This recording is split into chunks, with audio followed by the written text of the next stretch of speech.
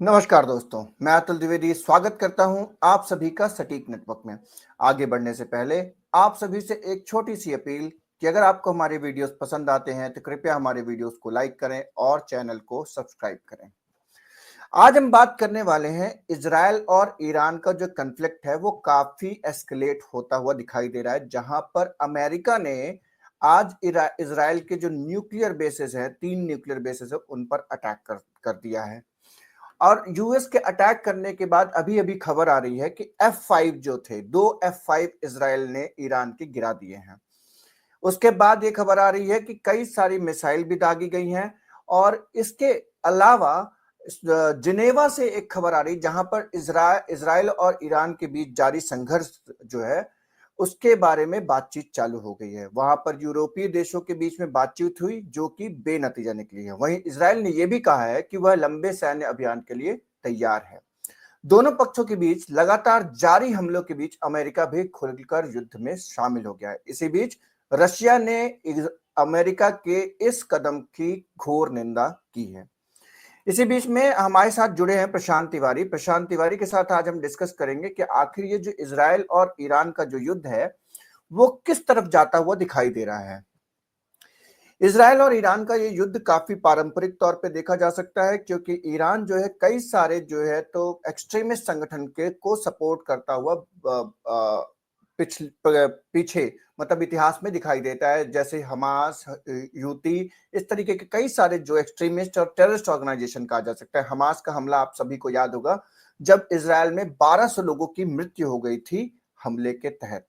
उसके बाद इजराइल जो है तो 1.5 साल से ऊपर के समय से लेकर के आज तक जो है तो गाजा पे हमले किए जा रहा है, और उस हमले में 60,000 से ज्यादा लोगों की जान जा चुकी है, जिसमें औरतें और बच्चे भी शामिल हैं। अभी यूनाइटेड नेशंस में इसी के संबंध में एक रेजोल्यूशन पास किया गया था सीज फायर का, जिससे इंडिया ने अब्सटेन कर दिया था। इंडिया ने एक उसमें बात कही थी कि क्योंकि उस रेजोल्यूशन में हमास का नाम नहीं था, इसलिए इंडिया ने वोटिंग से एब्सटेन कर लिया। तो इन सारे मुद्दों पे हम बात करेंगे प्रशांत के साथ। तो स्वागत है प्रशांत आपका फिर से एक नए जी मुद्दे के को लेकर नमस्कार। के। तो आइए जानते हैं कि आपके जो व्यू है इस इजराइल और ईरान के युद्ध को लेकर के किस तरीके का है। जी अतुल जी, एक्चुअली क्या है कि ईरान और इजराइल का जो युद्ध है ये बहुत दिनों से चला आ रहा था। ये लग ही रहा था कि ऐसा कुछ होगा, क्योंकि इजराइल का कहना है कि ईरान परमाणु बम बना रहा है और उसके लास्ट स्टेज में आ गया है। वो परमाणु बम बनाने माने अब उसका कंप्लीट ही होने वाला था। अब ये क्या कारण है, अंदर बहुत सारे वो तो नहीं है, पर मेन मुद्दा यही है कि परमाणु बम ईरान बना रहा है, इसीलिए उसने हमला कर दिया। और ईरान का कहना है कि संप्रभुता खतरे में है, संप्रभुता के लिए हम युद्ध कर रहे हैं। तो अब मैटर क्या है पता नहीं, पर इसमें काफी क्या है ना कि 200 कुछ लोग की जाने गई हैं ईरान में। और इराक में भी जो अभी वैसे रिपोर्ट मिल रहे हैं, इजराइल सरकारी में रिपोर्ट जो सामने आए ना, इजराइल के मरे हैं। पर 24 वहां के विध्वंस आसपास। काफी मचा हुआ है। काफी मिसाइलें दागी जा रही हैं। मेरे को लगता है कि 50 मिसाइल या सैकड़ों मिसाइल एक बार में ईरान छोड़ रहा है, जिसका परिणाम दिख ही रहा है दोनों देशों में। इस युद्ध का कहाँ क्या है। अब इस युद्ध को एक्चुअली क्या है, अमेरिका का बनाया हुआ इजराइल भी है और अमेरिका का बनाया हुआ ईरान भी है। आज ईरान जो भी है, जैसा भी है, ये अमेरिका के ही बनाया हुआ है। अब हाँ, जब तक 1979 ईरान तक 1979 तक जो है तो अमेरिका समर्थित सरकार थी वहां पर। फिर जब इस्लामिक रेवोल्यूशन हुआ और यहाँ पे खयामी और इनके जो वो थे रेवोल्यूशनरी लीडर थे, अब उनका नाम मुझे याद नहीं आ रहा है, उन्होंने जब ईरान में इस्लामिक रेवोल्यूशन आई तो अमेरिका के खिलाफ एक तरीके से एक सरकार बनी वहां पे, जहां पे जो अमेरिका समर्थित सरकार नहीं कही जा सकती है, तो वो एक सरकार बनी थी। जी आगे बढ़। तो वो तो अमेरिका को तो जाना पड़ा ईरान से, नहीं तो ईरान को पूरा सपोर्ट था अमेरिका का, अमेरिका के ही। पर वो अपने कल्चर, अमेरिका ईरान को अपनी तरफ पूरा वो करना अपनी तरफ पूरा समर्पित करना चाह रहा था। वहां का कल्चर, एजुकेशन सिस्टम, हर चीज कहा जाता है कि ईरान का अमेरिका की तरह ही हो गया था, जो कि वहां का वो जो नायक था, जिसने जो वहां का सरकार का प्रमुख बना, वो नाम मेरे को भी नहीं याद आ रहा है उसका, उसने इन सब चीजों को चेंज किया। एक्चुअली क्या, वहां का ड्रेस भी, छोटे कपड़े पहनना, पढ़ाई, एजुकेशन, खाना पीना, सब कुछ अमेरिका अपने तरीके से करना चाहा। तो एक तरह से अमेरिका का ही प्रारूप बनता जा रहा था ईरान। तो उसका विरोध उसने किया और उससे अलग हुआ अमेरिका से। हालांकि अब स्थिति ईरान की अच्छी थी, अब अमेरिका सपोर्ट वहां करने भी लगा, वैसे ईरान का ईरान जो के अगर मैं विपक्ष में अब इजराइल का सपोर्ट करने लगा अमेरिका। अब हालांकि यहाँ पे अमेरिका को चाहिए कि युद्ध को विराम करने की कोशिश करे, और वो कहते हैं ना, आग में घी डालने का काम कर रहा है अमेरिका पूरा, और कुछ ऐसा काम नहीं है कि उसका प्रशंसनीय काम है। यहाँ ट्रंप का कोई अच्छा निर्णय लिया उसने, कुछ भी नहीं। दोनों देश अच्छे हैं, उनका अपना अपना वो है, उनके बीच में समन्वय बनवाना चाहिए, ना कि युद्ध को और तूफान का इसको रूप दो देना हिस्सों चाहिए। इसको कुछ हिस्सों में बांट करके देखते हैं। जैसे कि अगर जी न्यूक्लियर वेपन्स की बात करते हैं कि nuclear weapons of mass destruction, जो कि इराक जी। में भी कहा गया, और वेपन्स ऑफ मास डिस्ट्रक्शन कभी नहीं मिले। हम्म। अमेरिका ने इराक को पे अटैक किया, इराक को पूरी तरीके से तबाह कर दिया, और उसके बाद आज ये देखने को मिलता है कि वहां की 50 से 60% जो ऑयल कंपनीज हैं, उनमें हिस्सेदारी है अमेरिकन कंपनीज की। तो पूरा का पूरी सरकार और इराक के जो रिसोर्सेज हैं वो पूरे अमेरिकन कंट्रोल में दिखाई देते हैं। वही अगर देखा जाए तो ईरान में जो है तो न्यूक्लियर वेपन की खबर 25-30 सालों से, करीब 25 सालों से, 2003 में पहली बार अगर मैं डेट बैक करता हूं तो 2003 में ये बात न्यूज में कही जाती थी इजराइल की तरफ से कि कुछ हफ्तों में, कुछ महीनों में ईरान जो है तो न्यूक्लियर बॉम्ब बना लेगा। आप सोचिए कि ईरान की 7वें 6 दौर की बातचीत हो चुकी थी अभी, और अभी 7वें दौर की बातचीत ट्रंप एडमिनिस्ट्रेशन, यूएस एडमिनिस्ट्रेशन के साथ में, इजराइल के साथ में, सबके साथ मिलकर के होने वाली थी। और उस 7वें दौर की बातचीत से जस्ट पहले जो है तो नेतन्याहू अटैक कर देते हैं। तो ये एक तरीके का बड़ा अजीब सा खेल खुल जाता है। तो इस न्यूक्लियर वेपन वाली थ्योरी से आप कितना वो रिलेट करते हैं, जबकि आपने इराक का एग्जांपल देख रखा है। बिल्कुल। एक्चुअली सर क्या है ना कि ये जो अमेरिका है ना, अमेरिका ही इसमें पूरा गेम खेलता है। पूरे सब जगह हर जगह पे अमेरिका के कारण ही हर चीजें हो रही हैं। चाहे आप, अमेरिका पहले देश को अपने अंडर में लेता है, जब उसके अनुसार चीजें नहीं होने लगती हैं तो उसी देश को तबाह करने में लग जाता है। और न्यूक्लियर बम बहुत सारे देशों के पास नहीं थे, कुछ देशों ने अपने से बनाए हैं, पर काफी देशों को, जैसे पाकिस्तान के पास न्यूक्लियर बम खुद का बनाया हुआ नहीं है। पाकिस्तान को भी अमेरिका ने उसको हेल्प प्रोवाइड मिली है, कराया था। ऐसा वो क्लेम नहीं करते, बट ऐसा शक है कि अमेरिकन हेल्प से मिल बना है वो। बिल्कुल सर। एक्चुअली वो जब एक इसमें अच्छी सी मोटरसाइकिल नहीं बना पा रहे हैं, तो न्यूक्लियर बम कहां से बना पाएंगे, कि उनको ध्यान ही नहीं ना उधर। ऐसा समझ में आता है चीजें कि उनका ध्यान ही नहीं कुछ आतंकवाद के अलावा। पिछले काफी सालों से, शुरू में देखिए, पहले तो नासा तो ये अपना इसका भारत का जो ये स्टेशन है, क्या बोलते हैं उसको, जहाँ पे ये मार्क, बाबा एटॉमिक रिसर्च नहीं नहीं सेंटर, नहीं नहीं, एक्चुअली क्या, इसरो, सैटेलाइट जो वो होता है, इसरो बीम कर, इसरो इसरो। इसरो पहले इंडिया का, उससे पहले उन्होंने पाकिस्तान ने उसका वो कर लिया था, निर्माण कर लिया था, पर उसको आगे वो बढ़ा नहीं पाए। उसको बढ़ा नहीं वो तो टोटल आतंकवाद, भारत को खत्म करने में लग गए, कि आतंकवाद बनाना और उसी में पूरा पैसा इन्वेस्ट करना, वो और तो सारी चीजें उनकी फोकस फोकस पूरा था आतंकवाद पे आ गया। वो तो तो उसके जुल्फिकार बाद अली तो भुट्टो सर, का बहुत फेमस स्टेटमेंट ही है कि 1971 के युद्ध के बाद में जुल्फिकार अली भुट्टो का, अगर स्टेटमेंट मेरे को सही से याद है, तो कहा था कि घास की रोटी खाएंगे लेकिन इंडिया को मिसाइल से मिसाइल मैच करेंगे। पर वो कुछ हुआ नहीं सर ऐसा। तो अमेरिका क्या करता है, ऐसे ही अमेरिका अफगान अफगान में किया, वहां भी उसकी बात नहीं बनी, तो अफगान को मरते हुए छोड़ के चला। अब अफगानिस्तान की हालत देख रहे हैं, यहाँ कोई सरकार वरकार नहीं, तालिबान चला रही है अफगानिस्तान को। तो ऐसे ही वो अपनी रोटी सेकने के लिए सब जगह इधर एक दूसरे को लड़ाने का काम कर रही है। और अमेरिका कोई निर्णय सही नहीं, लोगों का, देखिए, एक कोई प्रभुत्व देश है जिसके पास क्षमता है, वो समन्वय बनवाने का काम करता है।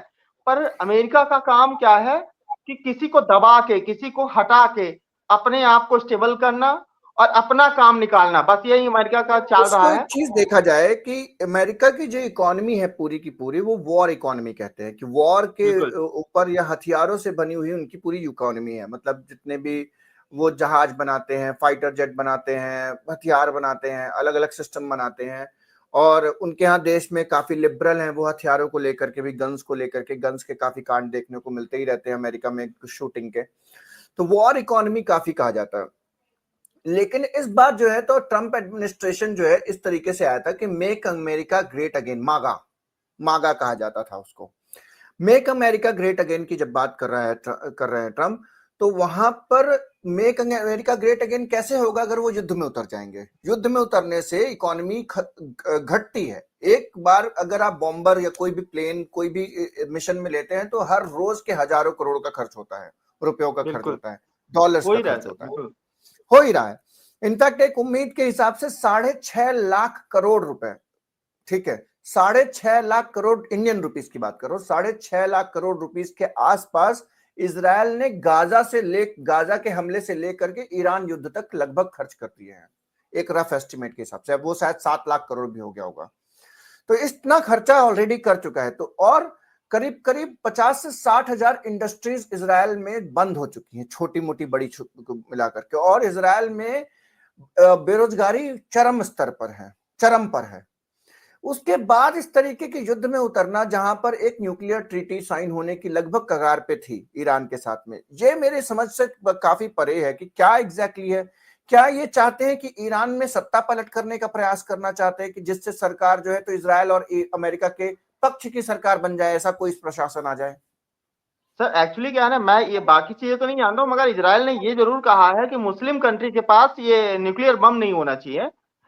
ये वर्ल्ड के खतरे के हिसाब से उसको बता रही थी। उसने कहा था कि किसी फिर तो भी पाकिस्तान के अगर, पास है सर।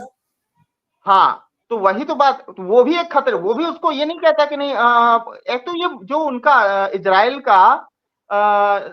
का जो ये थॉट है ना, वो साफ तौर पे समझ में आता है कि वो मुस्लिम और ये जो इजराइल हैं, इजराइल में यहूदी, कौन से जी, यहूदी, जूस जूस। यहूदी और मुस्लिम के बीच का ही उनका ये मानसिक भेदभाव के कारण ही ये इतना बड़ा कांड हुआ है सर।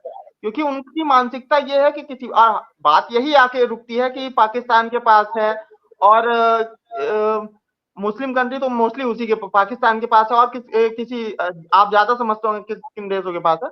तो नहीं, किसी के वो तो पास नहीं। चलिए, कोई उसको वो ऑब्सेशनल केस मान के एक छोड़ दिया है उसको, पर और चाहता है कि और किसी देश के पास अब ऐसी परमाणु शक्ति ना आए मुस्लिम देशों के पास, क्योंकि वो देश का देखिए, बिल्कुल इसका बात है।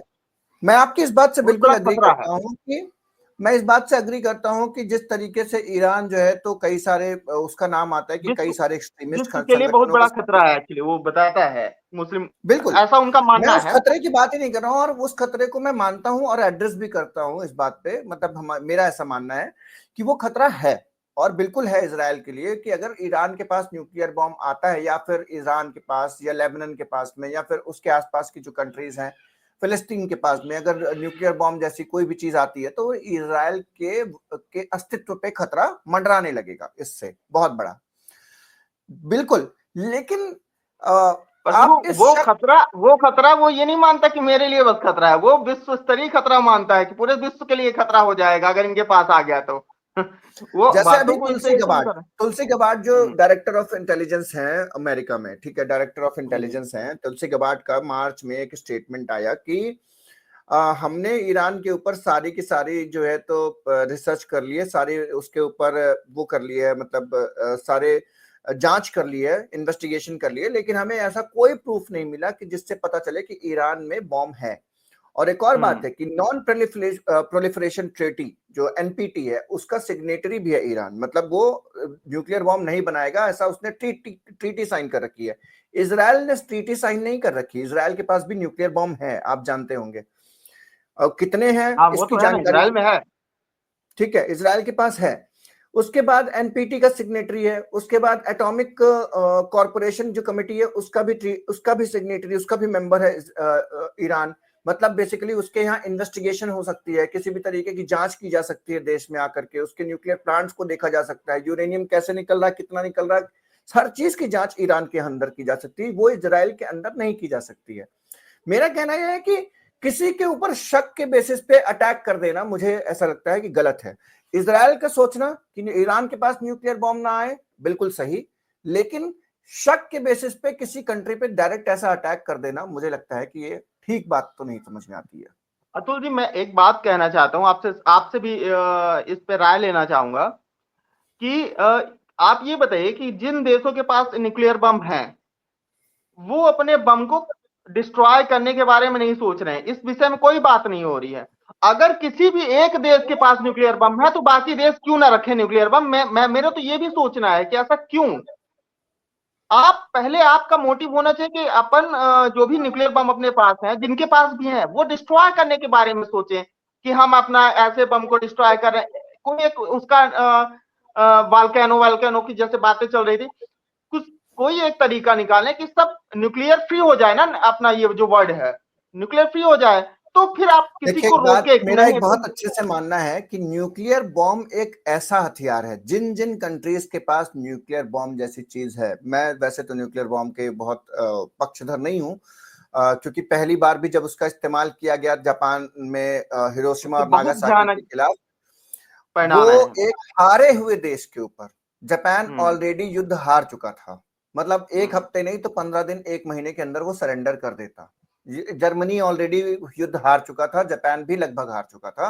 हारे हुए एक देश के ऊपर अटैक करना मुझे तो समझ में नहीं आती ये बात, ठीक है, ये मेरा मानना है। लेकिन न्यूक्लियर बॉम्ब अगर किसी भी कंट्री के पास है, आज इंडिया और पाकिस्तान का युद्ध जो है बहुत दिनों तक नहीं खिंचा, इसका एक बहुत बड़ा कारण है कि दोनों ही कंट्री न्यूक्लियर वेपन में है, ठीक है, तो दोनों ही कंट्री बहुत दिनों तक लड़ नहीं सकती। एक तरीके से वो कहते हैं ना कि आपके पास भगवान भी एक किसी बहुत अच्छे जर्नलिस्ट ने दिया कि भगवान शांति के प्रतीक होते, सारे भगवान, ठीक है, चाहे कोई भी हो, लेकिन सभी भगवानों के पास अपने अपने हथियार है। श्री कृष्ण के पास, विष्णु जी के पास अपना सुदर्शन चक्र है, शिव जी के पास उनका त्रिशूल है, तो इस तरीके की चीजें हैं। और ऐसा नहीं है कि शिव जी हमेशा नाराज ही रहते, बहुत रेयरली बहुत ही मस्त अच्छे भगवान माने जाते हैं, बहुत भोलेनाथ उन्हें कहते ही हैं। तो और विष्णु जी तो वैसे भी प्रेम और करुणा को रिप्रेजेंट करते हैं, पर उनके पास भी उनके हथियार हैं, ठीक है, हथियार साहब, इसलिए अगर नहीं। अगर अगर अब ये बात चली है तो थोड़ा सा ये समझते हैं, शिव जी तांडव भी करते हैं और प्रसन्न भी बहुत तेजी से होते हैं, इसीलिए उनको भोलेनाथ भी कहा जाता है। तो वो भगवान की बात, और यहाँ इनकी अपन इंसान जो बैठे हैं ये तबाही मचाए नहीं पड़े नहीं, हैं, मैं इनकी उससे बात उससे अलग है। बिल्कुल सही विनाश बात है। काले विपरीत बुद्धि, जिसके पास बुद्धि नहीं है, अगर वो एक बार में अगर उसको सनक गया है और वो बम उठा के मार ही दिया तो उसके बाद क्या रह जाएगा? मैं सही बात। भगवानों के पास बहुत सहनशीलता, बहुत भगवान है प्रभु, वो भगवान की बात छोड़ दीजिए। इन मैं आपको सही बता रहा हूं कि धरती में इंसानों के पास कोई भी ऐसा हथियार नहीं होना चाहिए जो प्रकृति का न प्रकृति के विनाश का कारण बन जाए। मैं मैं कोई वैसी बात नहीं, क्योंकि कभी भी किसी भी क्षण कैसे भी कुछ भी अगर मति पलटी तो कुछ भी हो सकता है, और ये किसी के कंट्रोल में नहीं है, न ही जनता के चलिए एक कंट्रोल और में है, न अगले किसी के हिस्से में कंट्रोल में। बढ़ते हैं। जी जी। समय की कमी है, माफ कीजिएगा, समय की कमी है, तो थोड़ा अगले हिस्से में बात करते हैं। वो बिल्कुल। राष्ट्रीय जो हमारी राष्ट्रीय राजनीति जो चल रही है उसके विषय में 2 मिनट बात करना, 2-4 मिनट बात करना चाहिए। सोनिया गांधी जी ने एक खत लिखा है कल, जी जी। और वो कई प्रधानमंत्री जी को खत भी लिखा है, और वो उनका जो लेटर है वो कई सारे न्यूज़पेपर्स ने पब्लिश भी किया हुआ है। जी सोनिया जी। गांधी जी ने मोटा मोटा ये लिखा है कि भारत की जो विदेश नीति है वो उस तरीके से काम नहीं करी गई है जिस तरीके से उसे करना चाहिए था। वासुदेव कुटुंबकम की हम बात करते हैं, उसके बाद हम नॉन अलाइनमेंट मूवमेंट में, हम किसी नॉन अलाइनमेंट मूवमेंट से निकले हुए लोग हैं। निकले हुए क्या है, हम तो उसके लीडर थे नॉन अलाइनमेंट मूवमेंट के, ठीक है। इसके बाद अगर ऑन नॉन अलाइनमेंट मूवमेंट पे आगे निकले हैं हम, पर उसके बाद हम हमेशा सही का साथ देते थे, जो भी सही कर रहा होता था उसका साथ देते थे। और भूतकाल में वाजपेयी जी जो थे वो भी इस बात को कहते थे कि फिलिस्तीन का जो एरिया है वो उसको छोड़ना चाहिए। और ईरान हमारा काफी सालों से ऑल वेदर फ्रेंड रहा है, 1979 से लेकर के आज तक जो है ईरान ने लगभग हर जगह पे हमारा साथ दिया है। इनफैक्ट जब सबसे बड़ा ऑयल इंपोर्टर एक्सपोर्टर भी हमारा वही ईरान ही है, हम वहीं ईरान से ही है, सबसे ज्यादा ऑयल भी इंपोर्ट ईरान करते ही हैं। बिल्कुल। सस्ता तो पेट्रोल अपने उस हिसाब से सस्ता ईंधन अपने काफी को ईरान ही देता स्ट्रेटेजिक। है। और अगर आप बात देखेंगे तो पाकिस्तान छाबर पोर्ट जो है, छब्बार पोर्ट जो है वहां पर ईरान में, वो भी भारत मैनेज करता है। शायद अगर मैं गलत नहीं हूं तो अदानी अदानी का काफी अनुबंध है वहां पर छब्बार पोर्ट में, काफी बड़ा है। और वो इंडिया को एक्सेस देता है मिडिल ईस्ट में, मतलब यूरोपियन कंट्रीज के लिए एक्सेस देता है। तो एक तरीके से बिल्कुल, स्ट्रेटेजिक ईरान का लोकेशन रास्ता है। अगर बंद हुआ तो अपने को बहुत कठिन हो जाएगा। ईरान अपने लिए बहुत फायदेमंद है। स्ट्रेटेजिक तौर पे ईरान हमारे लिए बहुत जरूरी है। लेकिन बहुत जो जरूरी है। हमारे देश की जो पार्टी जो अभी चला रही है, जो भारतीय जनता पार्टी की सरकार है, वो काफी अलाइंड दिखाई देती है इजराइल की तरफ, काफी ज्यादा उनका, शायद उनकी आइडियोलॉजी के हिसाब से, उसके हिसाब से। आपका यह क्या सोचना है कि सरकार को ऐसा क्या करना चाहिए कि इजराइल और ईरान दोनों को बैलेंस कर ले? इजराइल हमारा सिर्फ और सिर्फ एक तरीके से सिक्योरिटी पार्टनर है, वो हमें कुछ हथियार बेचता है, हम हथियार खरीदते हैं, टेक्नोलॉजी पार्टनर कह सकते हैं। लेकिन ईरान हमारा स्ट्रेटेजिक पार्टनर भी है, इस बात को ध्यान रखना बहुत जरूरी है।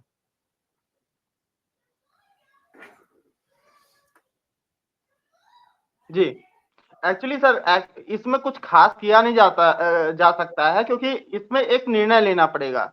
निर्णय लेना पड़ता है कि अगर आपको किसी के दो पक्ष को सुनना है तो आप एक पक्ष को चुनना ही पड़ेगा। अगर ऐसी स्थिति, खैर अभी ऐसी स्थिति आई नहीं है। बाकी जो अभी की स्थिति है, अभी की स्थिति के अनुसार वही काम जो बरसों से भारत करता आया है, चाहे जिसकी भी सरकार रही हो, कि अपने आप को स्टेबल बना लो कि भैया हम कुछ नहीं जानते, हम कुछ नहीं कर सकते, किसी के विषय में ज्यादा बोल नहीं सकते। हाँ, गलत हो रहा है तो शांति बना लो, शांति बना लो, इसके अलावा कोई बातें नहीं करता इंडिया कभी भी ऐसी। अगर ये तो कहा जा सकता है ना, जैसे कि मतलब देखिए, जैसे हाँ, कि गलत किया है। कि इजराइल को इस अटैक को रोकना चाहिए या अमेरिकन प्रेसिडेंट से बात करनी चाहिए। जैसे आज प्रधानमंत्री जी ने खेमेनेई, जो वहां के ईरान के राष्ट्राध्यक्ष हैं, उनसे बात करी है। और उस बात के बाद उन्होंने बताया कि इस डिस्कलेशन के बारे में बात हुई। यूरोप का मैंने अभी आपको बताया कि यूरोप में जनेवा में कन्वेंशन चल रहा है, आज बात करी है उन्होंने। लेकिन आप, मुझे ऐसा लगता है कि शायद वो बात जो है, तो अच्छा, अगर वो जी नेतन्याहू से सेवन करते, वाला ना, बेंजामिन। G7 वाला कन्वेंशन जो चल रहा है। नहीं नहीं नहीं नहीं, आज अच्छा, जिनेवा में अलग यूरोपियन यूनियन के साथ में ईरान की मीटिंग थी, उसकी बात है। ओके। तो अभी कुछ देर पहले की खबर है ये। तो जी सेवन की तो कॉन्फ्रेंस खत्म हो चुकी है कुछ दिन पहले ही। हाँ, जिससे ट्रम्प चले गए थे। हाँ, तो उनके तो भगवान ही मालिक है। डोनाल्ड ट्रंप अच्छा, यहाँ पे ना खुद भारत नहीं ज्यादा कुछ जानते। कर मुझे नहीं लगता सकता है है। कि आज रात को सोने के पर बाद कल सवेरे वो क्या बोलेंगे डोनाल्ड ट्रंप, मुझे पता नहीं है, हम कह नहीं सकते। बिल्कुल बिल्कुल सही बोल रहे हैं सर। एक्चुअली भारत यहाँ पे एक चीज जरूर कह सकता है कि जिस तरीके से ट्रंप ने अमेरिका ने इजराइल का साथ देने का, बीच में इजराइल के साथ आने का निर्णय लिया है, और उसकी तरफ से अगर वो कोई भी युद्ध का पार्ट बनते हैं तो वो गलत चीजें हैं। अभी इनको केवल और केवल इजराइल और ईरान के युद्ध को खत्म करने के बारे में सोचना चाहिए, ना कि किसी का सपोर्ट करने का। केवल, हालांकि अब ईरान तो ने तो देखिए, ईरान ने तो अमेरिका से बात करने के लिए डायरेक्ट मना कर दिया कि मेरे को तुमसे मतलब ही नहीं है, कोई बात ही नहीं करूंगा मैं आगे की।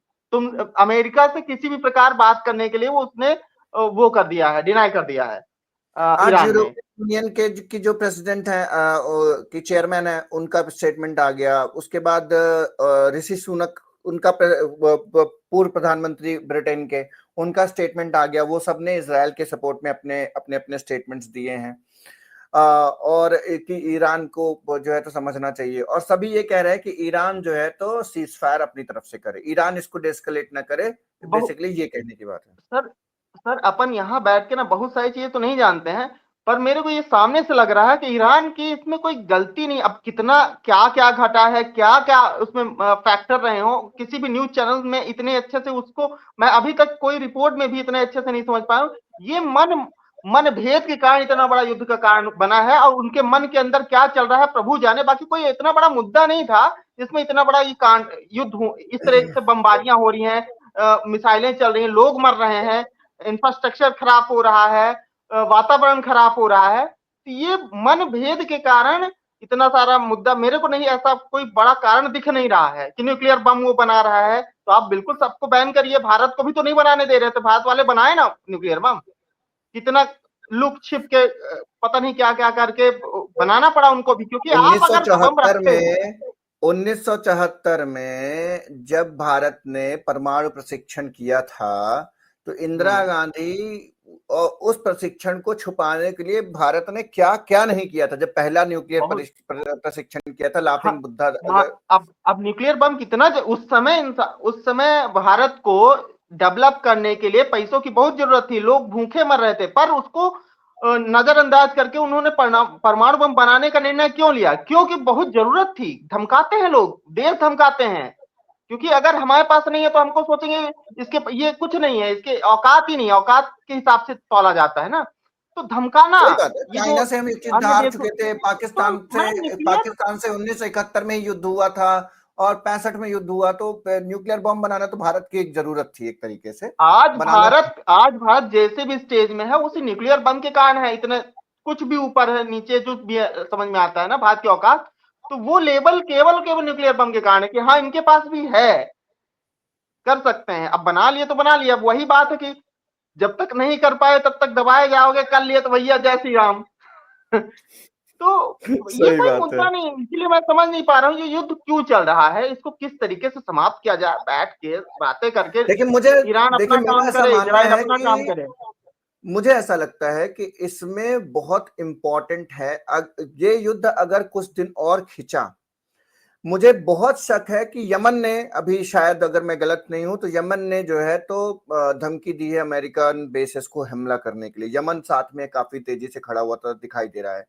और इसमें कई कहीं रशिया और चाइना की इन्वॉल्वमेंट बैकडोर से या हथियारों के तहत हो गई, तो ये युद्ध बहुत और यूक्रेन और रशिया के युद्ध से भी खतरनाक हो सकता है साहब ये गीता में युद्ध। श्री कृष्ण भगवान ने एक चीज कही थी कि जब पूरा विश्व, अब देखिए पहले यूक्रेन, रसिया, भारत, पाकिस्तान, अब ये, जब पूरा विश्व युद्ध की चपेट में आ जाएगा ना तो भारत कहीं अपना पल्ला नहीं झाड़ सकता, उसको कोई ना कोई एक पार्टी को पकड़ना पड़ेगा, अपना पक्ष एक न एक तरफ बनाना पड़ेगा। ये विश्व युद्ध होगा अगर ऐसी स्थिति रही ना, जैसे अमेरिका कूद रहा है बीच में, तो ईरान की तरफ से अन्य कोई देश आ सकता है, तो फिर और कोई इजराइल की तरफ से आ सकता है, तो ऐसे में वो बड़ा एक युद्ध का कारण बन सकता है, विश्व युद्ध जिसको कहा ऐसा जा अभी सकता तो है। देखिए, अभी तो मुझे ऐसा नहीं लगता है कि कोई भी और कंट्रीज जो है तो इस तरीके से एक्टिवली इन्वॉल्व होंगी, क्योंकि सभी को अपनी इकोनॉमी की बहुत चिंता है। देखिए, अपने लोगों की और अपनी इकोनॉमी की बहुत चिंता है। लेकिन एक बात मेरा जरूर मानना है कि ये जो युद्ध है, जो अगर जल्दी से जल्दी खत्म नहीं होता है तो इसके बहुत ही दूरगामी परिणाम देखने को मिल सकते हैं। और मेरा ये भी मानना है कि जो भारत की स्थिति है, भारत की स्थिति ये है कि अगर इस युद्ध के बाद में, इस युद्ध से अमेरिका अपनी जो सत्ता है ना, जो प्रभुत्व है, उसको फिर से स्थापित करने का प्रयास करेगा, जो कि कुछ सालों में उसका कुछ कम हुआ है। वहीं दूसरी तरफ रशिया और चाइना का, जो कि चाइना की जिस तरीके से ग्रोथ हुई है, सबको एक्सेप्ट करना चाहिए कि चाइना की बहुत गजब की ग्रोथ हुई और बहुत गजब की पोजीशनिंग है इस समय। चाइना की बहुत ही अच्छी बिल्कुल पोजीशनिंग है। है, वो दिखता है, और ग्लोबली दिख रहा रशिया है वो। रशिया आप जानते हैं मिलिट्रीली पावरफुल में उसका कोई मैच नहीं है, वो भी बहुत ही स्ट्रांग कंट्री है मिलिट्री लीडरशिप के हिसाब से और मिलिट्री पावर के हिसाब से। तो अगर मल्टीपल पावर सेंटर वर्ल्ड में बनते हैं तो इंडिया के लिए अच्छा है। लेकिन अगर एक या दो मल्टी पावर सेंटर बनते हैं तो वो भारत के लिए उतना अच्छा नहीं है, क्योंकि अगर छोटे छोटे पावर सेंटर बनते हैं तो एक पावर सेंटर का भारत पार्ट बन करके उस पावर सेंटर के थ्रू अपनी बातों को मजबूती के साथ रख सकता है। लेकिन अगर एक ही पावर सेंटर बना तो इससे बहुत नुकसान आगे जाकर के हो सकता है। एक लाइन और, ये जो नए नए शस्त्र बनाते हैं ना, इनका ये परीक्षण भी ऐसे ही करते हैं कि कहाँ कहाँ युद्ध का चल रहा है, किसका सपोर्ट करके किसके ऊपर गिरा के इसका परीक्षण कर ले। सही बात है। मतलब बात सोचिए कि कितनी सीरियस बातें कर रहे हैं हम लोग और मजाक पे आ गई। लेकिन बात नहीं नहीं, ऐसी है बिल्कुल कि सत्य है ये। चाइना ने भी अपने कई सारी मिसाइलें, कई सारे ड्रोन और इन सब की टेस्टिंग जो है तो भारत पाकिस्तान पाकिस्तान को देके, के पाकिस्तान को देके प्रशिक्षण उसका परीक्षण करवा लिया। प्रशिक्षण करवा लिया। गलत बात नहीं, जी ये बहुत सीरियस बात है। इस बात को जी जी। समझना चाहिए कि आज के जमाने में किसी भी कंट्री को किसी भी कंट्री से डायरेक्ट फाइट में नहीं जाना चाहिए। सच्चाई ये है कि अगर आप डायरेक्ट फाइट में गए, क्योंकि चाइना कभी किसी के साथ डायरेक्ट फाइट में नहीं जाएगा अगले 30-35 साल। आप पिछले इजराइल भी, 1962 पिछले 50 सालों में इस- आपने देखा है कि चाइना ने किसी पे अटैक कर दिया है? 40-50 साल में मैंने नहीं, नहीं सुना कि किसी ने को अटैक किया चाइना ने। वो भारत और चाइना के बॉर्डर में बस लात घूसे चले थे, पर बंदूक की गोली भी नहीं चली। बंदूक की गोली 1967 में आखिरी बार चली है, 1967 या 68 में, जो भारत, जो एक बैटल हुई थी जो भारत जीत गया था। लेकिन अगर उसको छोड़ दिया जाए, उसके बाद आज तक 1970 से लेकर के 2025 55 साल हो गए, भारत और चाइना के बीच में एक गोली भी नहीं चली। इजराइल कितने लोग मारे जा रहे हैं, कैसे लोग मारे जा रहे हैं, बच्चे मारे जा रहे हैं, महिलाएं मारी जा रही हैं, बूढ़े मारे जाते हैं, ये नहीं सोचता है। वो जब युद्ध पे आता है तो ऐसे तबाही मचाता है। गाजा में क्या हुआ, अभी यहां क्या हो रहा है, ईरान हॉस्पिटल्स के में पास। बम गिरे हैं, 60,000 लोग मर गए, 60,000 लोग, उनमें ज्यादातर औरतें और बच्चे हैं। ईरान में सोचिए, ईरान वाले फिर भी ये देख के हमला करते हैं, कहां पे कम इंफ्रास्ट्रक्चर खराब हो या ज्यादा से ज्यादा लोगों की जान हो, पर वो ऐसे तबाही मचाता है कि गाजा की हालत तो आप देख सकते हो, उसमें कितने लोग मारे गए, क्या क्या हुआ, कैसे हुआ, उससे आप समझ सकते हैं चीजों को। जबकि देखिए इजराइल बहुत हमास छोटा ने जो है, किया उसको, ईरान बहुत हमास बड़ा ने है। जो देखिए हमास ने जो किया वो बिल्कुल उसको कोई जस्टिफाई नहीं कर सकता, और हमास को खत्म कर देना चाहिए। में किसी भी देश में मान लीजिए कि कोई क्रिमिनल किसी एरिया में या किसी कस्बे में छुपा हुआ है, कतली छुपा हुआ है या डाकू छुपा हुआ है, तो पूरा गांव थोड़े जला देता है आदमी। सच्चाई ये है ना, गांव जला हमारे करके देश में अब डाकू मारे जाते हैं क्या? तो बेसिकली समझना इस बात को बहुत जरूरी है कि आपका जो एक्शन है वो इंसानियत के दायरे में रह करके होना चाहिए, ह्यूमैनिटेरियन ग्राउंड्स पे होना चाहिए आपके एक्शन। ऐसा नहीं होना चाहिए जैसे भारत ने ऑपरेशन सिंदूर किया, उन्होंने किसी भी ऐसी जगह पे पाकिस्तान में अटैक नहीं किया जहां पर सिविलियन पॉपुलेशन रहती है। उन्होंने टेररिस्ट कैंप आइडेंटिफाई किए 9 और उन पे अटैक किया, और वो अपने सक्सेसफुल रहे। इस तरीके के जो ऑपरेशन है वो दिखाते हैं कि आपकी सेंसिटिविटी क्या है, आप एक देश के तौर पे कितने सेंसिटिव हैं। डेमोक्रेटिक कंट्री है, हम इंसानी जिंदगी की कीमत समझते हैं, इस बात का सही है। ध्यान रखना बहुत आवश्यक है। देखिए ईरान और इजराइल का ये युद्ध कहां पर लेके जाता है, पर हमारी उम्मीद है कि जल्दी से जल्दी ये युद्ध खत्म हो। जितने खत्म लोगों हो। की जानें जा रही हैं, जितने लोगों के पता नहीं कितने बच्चे, कितने लोगों की जान चली जाएगी इस युद्ध में, जल्दी से जल्दी ये युद्ध खत्म हो। अमेरिका भी उसमें कूद पड़ा है, उम्मीद है कि किसी को तो झुकना पड़ेगा ही, और मुझे लग रहा है कि कहीं आखिरी में ईरान को ही झुकना पड़ेगा इस युद्ध में। और अगर ऐसा है तो अगर झुकने वाला है 5 दिन बाद, तो आज ही झुक जाए, और आज ही जो है तो एक संधि की तरफ, पीस की तरफ बढ़ जाए, जिससे कि और डिस्ट्रक्शन ना हो। इसी के साथ मिलते हैं अगली बार प्रशांत, और दर्शकों आप सभी का धन्यवाद।